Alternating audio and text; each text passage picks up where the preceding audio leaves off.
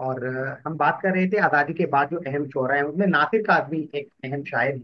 उसके अलावा बहुत सारे शायर हैं, इफ्तिखार आरिफ हैं, अनवर शऊर हैं, और शकीब जलाली हैं, मुस्तफ़ा जैदी हैं, और अहमद फराज हैं, फैज़ अहमद फैज़ हैं, परवीन शाकिर हैं, अदा जाफरी हैं। इस तरह के कुछ शौरा के नाम लिए जा सकते हैं, लेकिन मैं ये समझता हूँ कि अगर आज़ादी के बाद किसी शायर के बारे में पूछे जाने के इम्कानात हैं तो वो सिर्फ और सिर्फ नासिर कासमी हैं। इनके अलावा बहुत कम ऐसे शायर होंगे कि जिनके बारे में कुछ पूछा जा सकता है।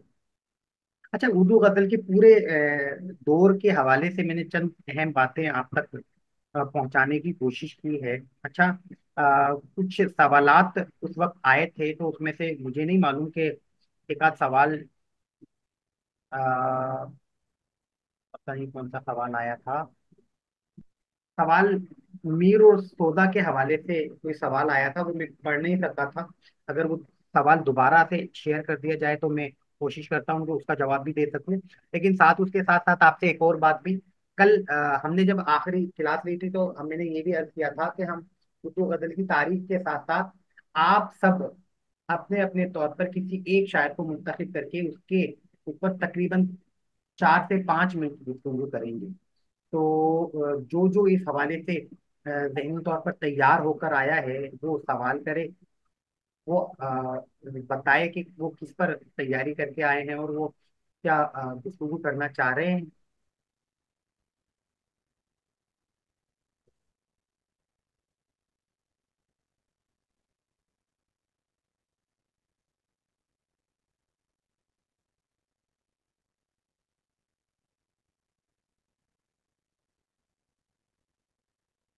सवाल था कि मीर और सौदा का दौर को सुनहरी दौर क्यों कहा जाता है। अच्छा, मीर दर्द और सौदा के दौर को सुनहरी दौर। अच्छा, नसीम मुजफ्फर का मैसेज है कि मैंने तैयारी की है। मैं अभी 5 मिनट में आपसे पूछता हूँ, बस ये इस सवाल का जवाब सामने आ जाए पहले। मीर दर्द और सौदा के दौर को सुनहरी दौर इसलिए कहा जाता है कि उर्दू शायरी का, उर्दू गजल का खुसूसन जो मिजाज तब्दील करने में या उर्दू गजल को शोहरत तमाम बख्शने में इन तीन शोरा ने अहम तरीन किरदार अदा किया था। अच्छा, तीनों शायर अपने अपने अंदाज के मुनफरिद और इंफरादियत के हामिल शायर थे। एक ही जमाने में होते हुए भी तीनों ने बहुत ज्यादा शोहरत हासिल की, और उसकी बुनियादी वजह मीर की शायरी में रंजो अलम था, सौदा की शायरी में कसीदे की खसूसियत की वजह से एक अलग रुझान था, उसमें रिजायत के पहलू ज्यादा थे और बुलंद आहंगी थी। और तीसरी तरफ जो सौदा दर्द थे, उनकी शायरी में हमें तसव्वुफ का रंग नजर आता है। तो तीनों शायरों ने उस जमाने में गजल के तकरीबन तमाम अहम मौज़ूआत को बड़ी महारत और खूबसूरती से बयान कर दिया। और यहाँ तक कि अब ये कहा जा सकता है या समझा जा सकता है कि जिस तरह इन तीन शोरा ने उर्दू गजल के को मुख्तलिफ मिजाजों, मुख्तलिफ मौज़ूआत के साथ जिस महारत और खूबसूरती से बयान कर दिया है, अब नए शोरा के पास कोई रास्ता बचा ही नहीं है। अगर कोई नया शायर आता है तो या तो वो मीर की तकलीद करेगा, या सौदा की तकलीद करेगा, या उसे दर्द की तकलीद करना पड़ेगी। कोई शायर ऐसा हो ही नहीं सकता कि वो इन तीनों की तकलीफ से बच जाए या इन तीनों के रास्ते से ना गुजरे और कोई अलग ही अंदाज पेश कर दे। तो उनके बाद आने वाले तमाम शोरा के अंदर हमें कहीं ना कहीं मीर, दर्द या सौदा की झलक हमें नजर आती है बुनियादी तौर पर। अच्छा, मीर का जो अंदाज है उसमें रंजो अलम की कैफियत, मायूसी की कैफियत ज्यादा है। जो सौदा की शायरी है उसके अंदर एक बुलंद आहंगी नजर आती है, और बुलंद आहंगी इस एतबार से कि उनकी जिंदगी पूरी की पूरी जिंदगी बहुत ज्यादा आसाइशों के साथ गुजरी, और वो कसीदे के भी एक बादशाह थे। उन्होंने हज भी कही, जुबानो बयान पर बड़ा जबरदस्त उबूर था। उन्होंने मायूसी और या ये कहें रंजो अलम या दुख दर्द की शायरी नहीं की। उनकी शायरी के अंदर एक रिजायत का पहलू या जिंदगी से लुत्फानंदोज होने वाला जो पहलू है वो ज्यादा नजर आता है।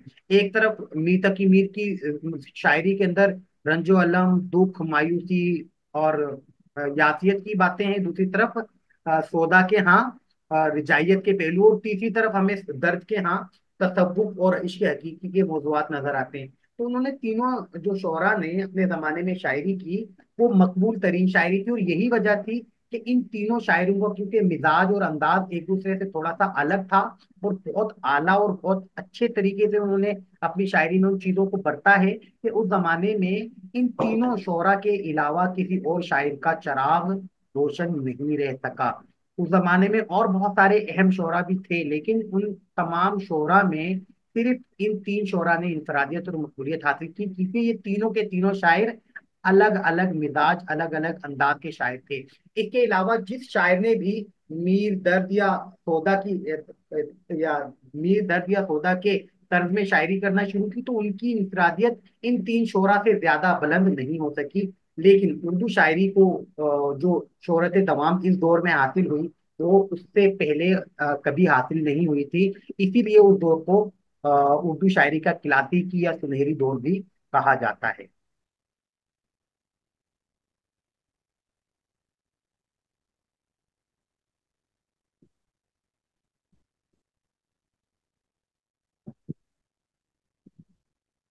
चलें, समर की बीमारी की वजह से इस गुफ्तगू को हम इंटरव्यू वाले कॉन्सेप्ट की तरफ लेकर जाते हैं। अच्छा चलें, ये तो मैंने जो कुछ बातें थी, अल्लाह ताला आपको जल्द सेहत याबी अता फरमाए, और इंशाल्लाह अगली क्लास में भी आप जरूर मौजूद होंगी।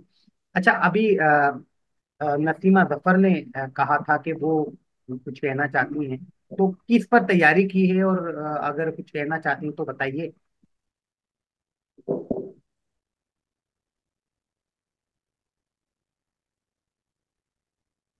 जी नसीमा। अस्सलाम वालेकुम सर। वालेकुम सलाम। सर जी आवाज आ फरमाइए। रही है? जी जी, आपकी आवाज आ रही है। आपने किस पर तैयारी की है?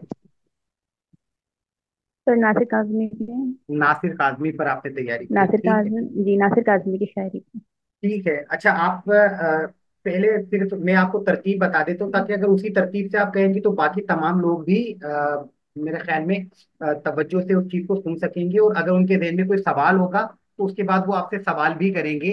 इससे आपकी तैयारी और मजीद बेहतर हो जाएगी। कोई चीज नई सामने आएगी तो हम उस पर भी बात कर लेंगे। कम से कम 1 मिनट का तारुफ, फिर उनकी किताबों के नाम, और फिर उनकी शायरी की इंफरादियत और इंफरादियत से मुतालिक आप शेर सुनाएंगे। जी, शुरू कीजिए। नासिर काजमी 25 दिसंबर 1925 को अम्बाला में पैदा हुए। नासिर काजमी की फैमिली जो है वो नासिर काजमी का पूरा नाम सैयद नासिर रजा काजमी था। नासिर रजा इब्तदाई सर, तालीम उन्होंने कहाँ से हासिल की? मैं दोबारा स्टार्ट करते हैं। जी जी बिल्कुल बिल्कुल बिल्कुल। सर इब्तदाई तालीम इन्होंने अपने घर में ही हासिल की थी। उनकी वालदा जो है वो आई थिंक सॉरी, उनकी वालदा जो है वो शायद उस्ताद थी, और उन्होंने अपनी वालदा की ही जो है सरपरस्ती में मीर दर्द और अख्तर शेरानी के कुछ कलाम को पढ़ा था, जहाँ तक से याद है।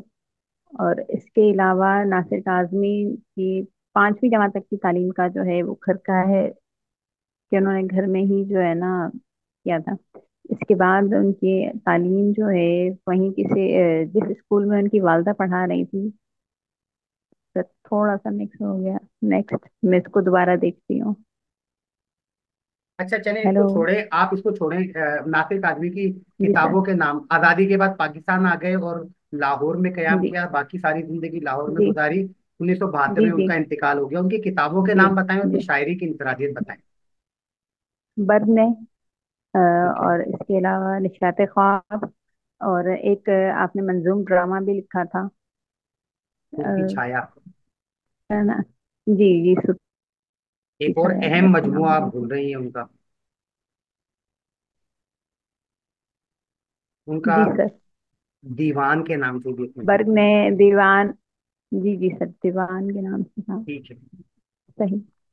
अच्छा, अब ठीक नासिर है सर। काज़मी की शायरी की इंफरादियत के हवाले से कुछ बताएं, क्या इंफरादियत है उनकी शायरी? नासिर काज़मी की शायरी की इंफरादियत जो है वो उनकी फितरत पसंदी है। अगर नासिर काज़मी की शायरी को गौर किया जाए तो उनमें हमें मीर दर्द का रंग भी नजर आता है, अख्तर शेरानी का रंग भी नजर आता है। वहीं नासिर काज़मी की शायरी जो है वो जिंदगी के तमाम पहलुओं को उजागर उजागर करती हुई भी नजर आती है। आपकी शायरी में इश्क व मोहब्बत की दास्तान के साथ साथ जो है वो अपने महबूब की जुदाई का गम भी वाज़ेह तौर पर नजर आता है। आपने हिजरत के हादसात को भी अपनी शायरी में बहुत अच्छी तरह बयान किया है। और इंसानी अलमी जो हिजरत के बाद पैदा हुए उनमें भी आपने बहुत ज्यादा जो है गौर व फिक्र किया है। अगर नासिर काज़मी की शायरी की मजीद खूबसूरत को देखा जाए तो आपने बहुत छोटी छोटी बहरों में बहुत बड़ी बड़ी जो है ना बातें कही हुई, यानी कि अगर आपकी गजल जो है, जब जरा मिसाल। तेज हवा होती है किसी सुनसान फिजा होती है, हमने देखे हैं वो सन्नाटे भी जब हर एक सांस सदा होती है। दिल का ये हाल हुआ तेरे बाद जैसे वीरान सिरा होती है। मुंह अंधेरे कभी उठकर देखो क्या तरोताजा हवा होती है। दिल का ये हाल हुआ तेरे बाद जैसे वीरान सिरा होती है। ठीक है। अब अच्छा। गजल जो है मजमूई तौर पर जो है हमें आसान सी लग रही थी, लेकिन अगर इसकी तशरीह की जाए तो उसमें उन पहलुओं को उजागर किया है जिससे किसी किस्म का फलसफा बयान कर दिया गया है। सुबह उठने की बात की जा रही है, दिल की वीरानी की बात की जा रही है। और अगर कहीं देखा जाए तो आप ये कहते हुए नजर आते हैं कि जो है इनकी जो जिंदगी का जो हिस्सा है वो अक्सर उदासी के साथ जो है ना रहा है। आप अगर उनकी फितरत जो है उसमें एक टर्म हमने पढ़ी थी नस्टैल्जिया, यानी कि जो अपनी माजी में ही गुम रहते थे। तो उनकी उनकी शायरी जो है उनकी माजी का जो है अक्कास भी है। सर मजीद हमारी थी अब आ रही है। अच्छा, अब मैं आपसे ये पूछना चाह रहा था, नासिर काजमी के बारे में ये कहा जाता है कि उन्होंने मीर की तकलीफ की, तो इस हवाले से कुछ बताएं। जी सर। सर नासिर कासमी का शेर है, दिल तो मेरा उदास है नासिर शहर क्यों साए साए करता है। और वहीं मेरे दर्द का एक शेर है हमारे पास कि कोई वीरानी सी वीरानी है दश्त दश्त को देख को के देख घर याद आया। कर घर याद आया। ये तो किसका कहीं शेर कहीं है? इनमें मुमालसरत जो है, सर शायद यही था। ये शेर किसका सुनाया आपने? कोई वीरानी सी वीरानी है। सर फिर आवाज कर चाहिए आपकी। हेलो। आ, जी, मेरी आवाज आ रही है? मेरी आवाज आ रही है आपको? सर कुछ भूल रही हूँ शायद। सर नहीं, शायद कुछ भूल रही हूँ। चले जी कोई जी बात अब नहीं, कोई आपकी बात आवाज नहीं, आ कोई रही कोई है। कोई बात नहीं। आपने जो शेर सुनाया है, कोई वीरानी सी सर वीरानी है, दश्त को देख के घर याद आया, ये शेर किसका है, मैं ये पूछना जी चाह रहा था। सर ये गालिब का है शायद। गालिब का शेर है, शायद ठीक है। गालिब का था सर, मैंने जी जी। गलती से मीर तक मीर कह दिया। हाँ हाँ, कोई बात नहीं, कोई बात नहीं, ऐसा होता है, लेकिन देखिए, अब शायद इससे सर आपको ये, कंफर्म गालिब का ही है ना। हाँ, गालिब का है, बिल्कुल जी जी दुरुस्त है। अच्छा देखिए, कोई मसला नहीं है।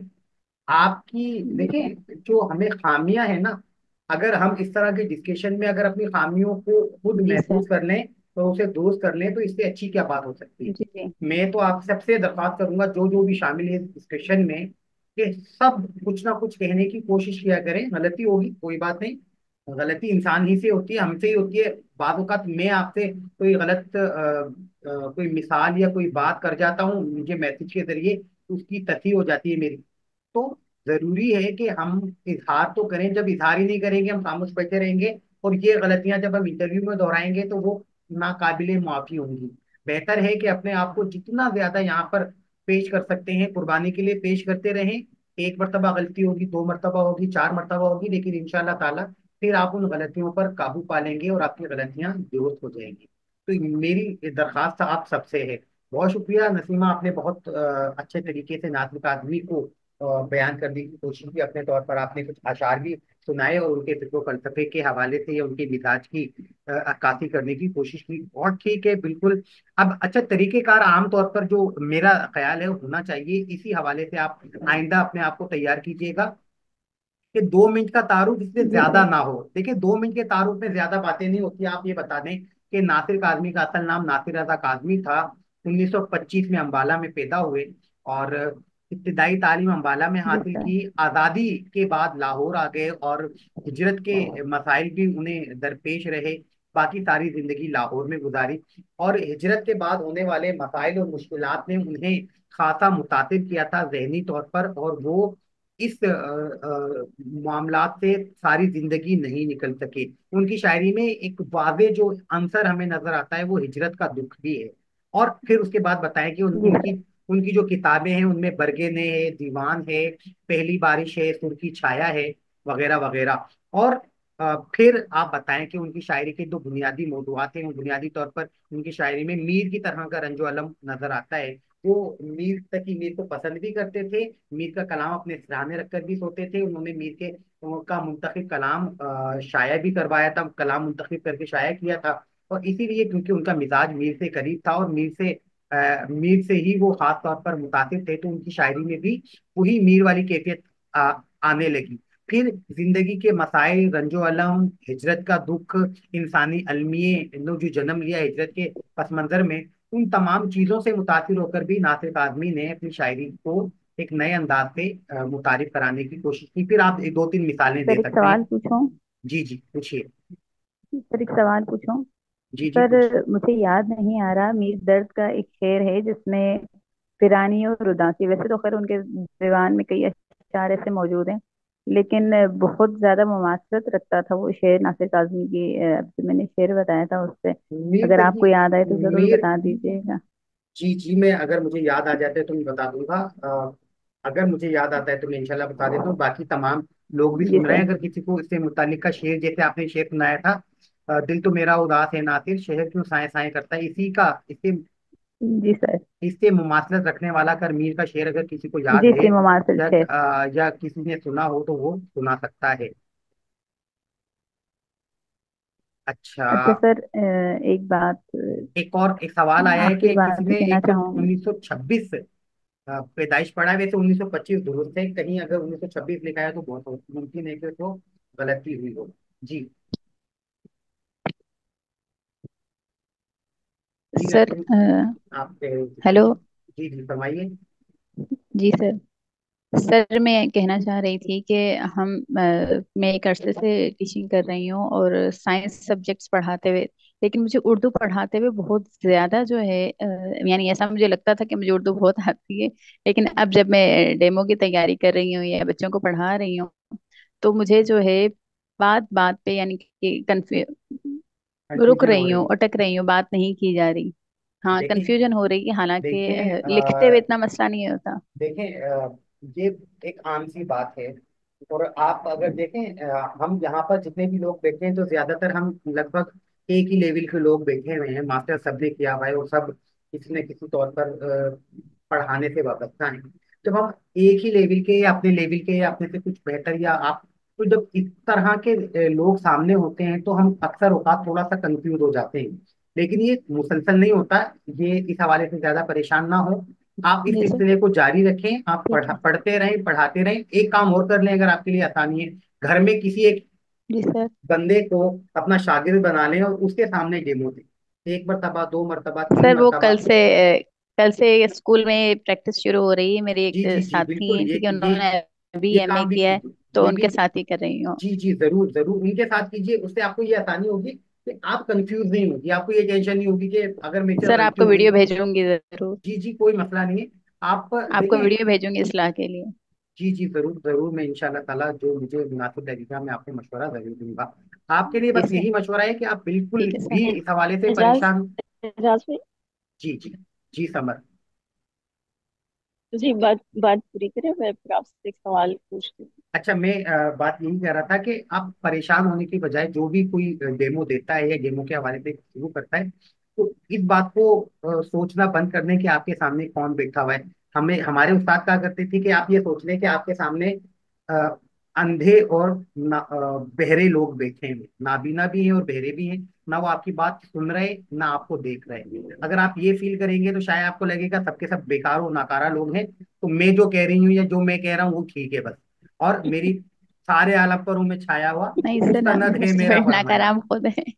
तो फिर ये समझकर जब आप नहीं नहीं कहेंगे तो सर, वो आपको सिर्फ लगेगा। मीत के लिए। ठीक है ठीक है ठीक है, मैंने मिसाल मिसाल के लिए कहा है, वरना अच्छा सर। मैं तो शायद नाकार हूँ लेकिन बाकी लोग नाराज हो जाएंगे। ऐसा कोई नाकारा नहीं है। जी समर, आप कुछ कह रहे हैं। जी जी जी जी। अभी जो आप मुझसे बात कर रहे थे, तो आपने उसमें एक बात कही थी जी। कि और शुरू करें। अभी आपने कहा ना, तो अब मुझे जरा इसका कोई हल बताएं कि अगर कहीं किसी के पास कोई बंदा ही दस्तयाब ना हो, कोई बच्चा भी दस्तयाब ना हो, कुछ वो किसी क्या से करे? हम बातचीत ना कर सकते हो इस हवाले से, वो क्या करे? क्योंकि दीवारें तो जवाब दे नहीं सकती, और क्या चले तरीका हो देखेंगे सकता है? उसके, उसका तरीका ये है कि भाई मैं ये कह सकता हूँ कि भाई ठीक है, अब हमारी ऑनलाइन क्लास हो रही है, वो आपके लिए हाजिर है, बिल्कुल। ये जब चाहें आप ऑनलाइन क्लास के अंदर अपना डेमो दे सकती हैं, और बल्कि उसके अलावा भी आपको कौन रोक सकता है।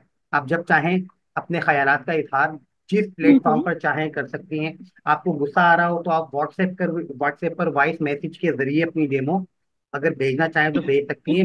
मैं बल्कि अपना जो एमफिल वाला जो ग्रुप था ना, बल्कि उसके अंदर शेयर कर दूंगा, ताकि सबको आप एहसास हो जाए कि हाँ, जी। अब समर पूरी तैयारी के साथ आगे बढ़ रही है। तो बेफिक्र है, इस हवाले से परेशान ना हो, कोई मसला नहीं, कोई बंदा नहीं मिलता तो हाँ। आप कभी भी आपको ये महसूस होता है कि हाँ आपने कुछ नहीं, तैयारी ये की है। वाकई मेरा बहुत बड़ा मसला रहा है। नहीं नहीं, कोई मसला नहीं है, इस चीज को मसला ना बनाए। अच्छा, एक और बात ये है कि सज्जाद को भी मैं इंशाल्लाह ताला कल परसों तक उसे भी गिरफ्तार करने की कोशिश कर रहा हूँ कि वो भी हमारे साथ शामिल हो जाए। सज्जाद भी इस दफा पास हो गया माशाल्लाह। और मैंने अब इस दफा मैंने कोशिश कर रहा हूँ कि समर सर आखिरी में। आवाज आ रही है? जी जी आ रही है। एक मिनट में बात मुकम्मल कर लूँ। समर और सज्जाद और आता भाई भी, क्योंकि हम एमफिल जी के जी ही साथी रहे हैं, जी। तो इसलिए मेरी ख्वाहिश है कि कम से कम आप लोग हम एक साथ हम कम से कम इस तैयारी के अंदर शामिल आप लोग जरूर रहें। तो आपसे एक बड़ा देरीना ताल्लुक भी है। और अच्छा, बड़ी खुशी हुई सुन के। मैं बहुत बहुत खुशी हुई सज्जाद बिल्कुल मामले में सज्जाद भी, सुन के, लेकिन सज्जाद कोई खैर खबर नहीं है बिल्कुल भी। बस वो अभी शादी हुई है तो अपनी बीवी को प्यारा हो गया है। तो अब यकीनन थोड़ा सा उसको वक्त लगेगा दोबारा से। शहीद हुआ है तो शहीद तो फिर कुछ अरसे के बाद ही दोबारा जिंदा होते हैं। तो मैं कोशिश करूंगा कि जल्द वो जिंदा हो जाए और फिर वो हम तक उनकी रसाई हो जाए। तो मैं कोशिश करूंगा कि इंशाल्लाह जल्द वो न आमीन सिर्फ आमीन। बाकायदा राब्ता हो जाए। जी नसीमा, आप कुछ कह रही थी? जी सर, हमें अशार पढ़ते हुए, गजल पढ़ते हुए सही जी। से पढ़ना नहीं आती। जैसे बहादुर शाह जफर की एक गजल है, नहीं इश्क में इसका रंज हमें, कि करारो शकीब जरा ना रहा। अब सर वो शकीब और शकीब में जो है ना कंफ्यूजन रहती है। ठीक है सर, ये पूरी गजल जो है, अगर आपके पास है तो प्लीज आप मुझे दोबारा वॉइस में जरूर जो है ना उसके, देखें, आप नहीं अगर इश्क मुझे में इसका रंज है हमें, नहीं, मैं मैसेज कर दूंगी आपको। आप मुझे मैसेज अगर कर दें तो मैं वो ढूंढ कर उस गजल नहीं को इश्क में इसका रंज हमें। नहीं जी इश्क जी, मैं का। मैसेज कर देती हूँ। आप मैसेज जी कर मैं दीजिएगा, आपको वो मैं मैसेज इंशाल्लाह सर्च करके और उसे वॉइस के अंदर रिकॉर्ड करके भी कोशिश करूंगा कर, कि भेज दी जाए, ताकि अगर इसी से आपको आसानी होती तो कोई नहीं मजायका नहीं। इश्क जी जी, आप में मैसेज इसका मैं रंज हमें। असल में शायद आवाज कट रही है, करते तो हैं। आप अगर मैसेज कर देंगे तो ज्यादा बेहतर रहेगा। जी, और कोई साथी? अस्सलाम वालेकुम सर। अर्ज कर रहा हूँ कि लुगत देखते रहें, अगर आपको मौका मिलता है तो लुगत देखेंगे तो आपसे आपका तलफ़ुज़ काफी हद तक बेहतर हो जाएगा इससे। ठीक है, एक बात। अच्छा, दूसरी बात यह है कि देखें, जो अच्छा, लुगत देखने के अलावा जो दूसरा तरीक़ेकार है वो ये है कि आप जो जो चीजें पढ़ते हैं या जो जो चीजें याद करते हैं, आप उसमें देखेंगे कौन सा लफ्ज ऐसा है या कौन सी चीज ऐसी है जिसमें आपको थोड़ी सी कंफ्यूजन हो रही है, किस चीज में आपको ऐसा लगता है कि इसका जो तलफ्फुज है वो शायद मुझे नहीं आता। तो आप उसे अंडरलाइन कर लें, उसका तलफ्फुज पहले आप देख लें। और अगर ये जब तमाम चीजें हैं वो बुनियादी तौर पर शायरी में ज्यादा अहमियत की हामिल होती है, गुफ्तगू में आप नस्र में इतनी अहमियत की हामिल नहीं होती, तलफ्फुज को इतनी ज्यादा तवज्जो नहीं दी जाती। लेकिन अगर शायरी की बात हो तो शायरी में क्योंकि तलफ्फुज की वजह से पूरा जो मिसरा है वो बहर से खारिज हो जाता है, इसलिए शायरी में खास तौर पर अहमियत दी जाती है। तो इस चीज को आप थोड़ा सा समझिए कि खुसूसन जब शायरी आप पढ़ते हैं, याद करते हैं, उसमें एक एक लफ्ज को अगर आपके लिए पास टाइम है तो लुगत में देख लें कि कौन से लफ्ज का तलफ्फुज क्या है। फिर अगर आप याद करेंगे तो ज्यादा बेहतर तरीके से वो चीजें आपके सामने आ जाएंगी, परेशानी आपको इंशाल्लाह ताला कम होगी और मसाइल भी कम होंगे, और तलफ्फुज भी वक्त के साथ दुरुस्त हो जाएगा। अच्छा देखें, तलफ्फुज की बात तब आती है कि जब आपका इंटरव्यू अच्छा ना हो रहा हो। अगर आपसे सवालात पूछे जा रहे हो और आप हर सवाल का दुरुस्त जवाब दे रहे हो तो तलफ्फुज को शायद इतनी अहमियत ना दी जाए। अगर आपकी तैयारी तमाम पहलुओं पर है और आपने तमाम पहलुओं को बड़ी अच्छी तरीके से पढ़ा है तो मुझे ऐसा लगता है कि शायद तलफ्फुज का इतना बड़ा इशू ना बनाया जाए, ना तलफ्फुज को के हवाले से आपको परेशान किया जाए कि भाई आपने तलफ्फुज तो आपका सही था ही नहीं। ऐसा नहीं हो सकता। अगर आपने इंटरव्यू अच्छा दिया है, आपकी तैयारी बहुत अच्छी है, तो तलफ्फुज को जरा कम ही बुनियाद बनाया जाएगा। तलफ्फुज को बुनियाद बनाया जाता है उस सूरत में जब आपका इंटरव्यू बैलेंस हो रहा होता है या 50-50 या उससे भी कम पोजीशन का हामिल होता है। ऐसे में वो कहते हैं आपका तलफ्फुज भी दुरुस्त नहीं है, कि पहले तो आपका इंटरव्यू भी तो इतना अच्छा नहीं हो रहा लेकिन आपका आपका तलफ्फुज भी दुरुस्त नहीं है। अगर आपने इंटरव्यू के हर सवाल का जवाब दुरुस्त दिया है तो वो इस बात से तो कम से कम मुतासिर होते हैं कि आपको आता सब कुछ है। जब आपको सब कुछ आता है तो ऐसे में बहुत मुमकिन है कि अगर आपको सब कुछ आता है तो मुमकिन है कि भाई ये बात हो कि आपका तलफ्फुज दुरुस्त नहीं है, आपका तलफ्फुज ठीक हो जाएगा। तलफ्फुज 100% दुरुस्त तो किसी का हो ही नहीं सकता। अगर हम जिया मोइनुद्दीन को भी सुनेंगे तो उनके तलफ्फुज के अंदर भी कहीं ना कहीं गड़बड़ निकल ही आएगी। तो बहुत सारे लोग हैं उसके अंदर भी तनकीद करते रहते हैं। तो कोई बंदा, हम सबको 100% खुश तो कर ही नहीं सकते। हमको पहले कोशिश करनी है कि हम अपने आप को इतना तैयार तो कम अज कम कर लें कि हम अपने आप को इस कदर तैयार कर लें कि हमें लगे कि हाँ हमने थोड़ी बहुत तैयारी की हुई है या हम इतनी चीजों से वाकिफ हैं। तो तलफ्फुज का मामला भी इंशाल्लाह ताला क्लियर हो जाएगा, इतना ज्यादा परेशानी का सबब नहीं बनेगा। उसका तरीका यही है कि खुसूसन शायरी में, मैं दोबारा अर्ज करूंगा, इरफान हैदर साहब शायद लॉग आउट हो गए थे। मैं अर्ज कर रहा था कि अपना तलफ्फुज दुरुस्त करने के लिए शायरी पर ज्यादा फोकस करें। शायरी जो भी याद करें तो आप उसके अंदर जो शामिल लफ्जियात हैं उसके तलफ्फुज को अगर लुगत से देख लें तो ज्यादा बेहतर है। उससे आपको अंदाजा हो जाएगा कि कौन सा लफ्ज का तलफ्फुज क्या है। फिर उसी के मुताबिक उसको अदा करने की कोशिश करेंगे तो ज्यादा बेहतर तरीके से आपकी तैयारी भी हो जाएगी और आप नए अल्फाज भी सीखना शुरू कर देंगे।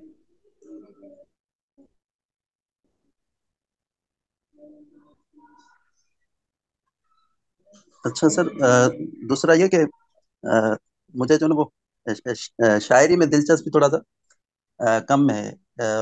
और इसकी वजह ये है कि अशार जो है ना वो याद भी कम रहते हैं।